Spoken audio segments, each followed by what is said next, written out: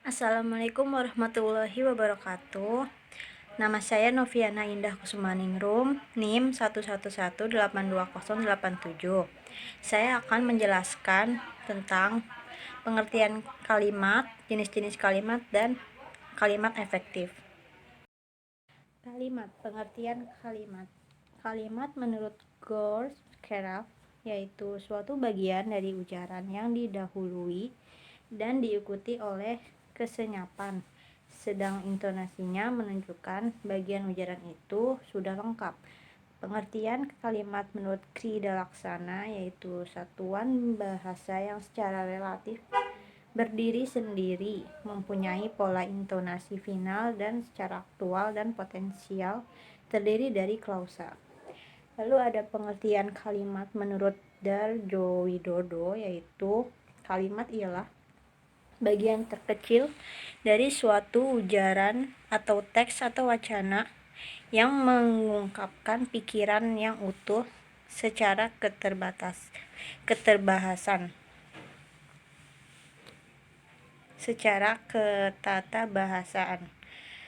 Lalu ada pengertian menurut Slamet Muljana mengatakan bahwa kalimat sebagai keseluruhan pemakai kata yang berlagu disusun menurut sistem bahasa yang bersangkutan.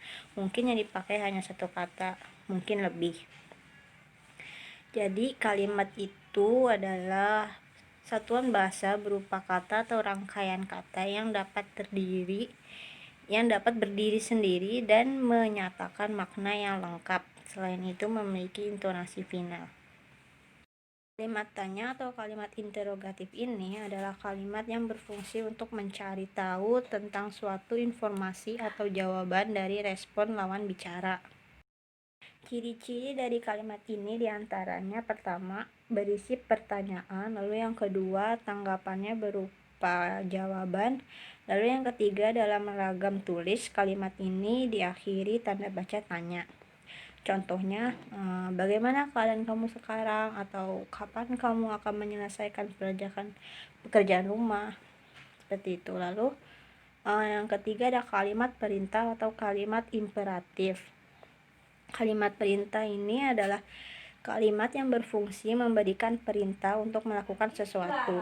Ciri-ciri dari kalimat perintah ini diantaranya pertama, berisi perintah, lalu yang kedua intonasinya perintah atau agak naik, yang ketiga tanggapannya berupa perbuatan atau tindakan, lalu yang keempat kalimat ini diakhiri tanda baca seru. Contohnya, segera rapikan kamarmu, atau ayo kita berangkat sekarang, seperti itu. Lalu ada kalimat seruan, kalimat terakhir ini. Kalimat seruan ini adalah kalimat yang bertujuan untuk mengungkapkan perasaan. Ada beberapa ciri dari jenis kalimat seruan ini, antaranya bernotasi tinggi dan diakhiri dengan tanda seru. Contohnya, wah kamu hebat sekali, atau hore kita menang. Lalu jenis kalimat yang ketiga yaitu berdasarkan pengucapan. Di sini ada dua, yaitu kalimat langsung dan kalimat tidak langsung. Kalimat langsung ini adalah kalimat yang disampaikan secara langsung tanpa adanya perantara. Dalam ragam tulis, kalimat langsung ditandai dengan tanda baca petik 2 yang berfungsi untuk membedakan dengan kalimat penjelas. Lalu ada kalimat tidak langsung. Kalimat tidak langsung ini adalah kalimat yang menceritakan kembali ucapan yang pernah dikatakan orang lain. Cirinya yaitu pertama, tidak menggunakan tanda petik, yang kedua ada perubahan kata ganti orang, lalu yang ketiga bisa ditambah konjungsi bahwa. Lalu jenis kalimat yang keempat adalah berdasarkan fungsi subjeknya.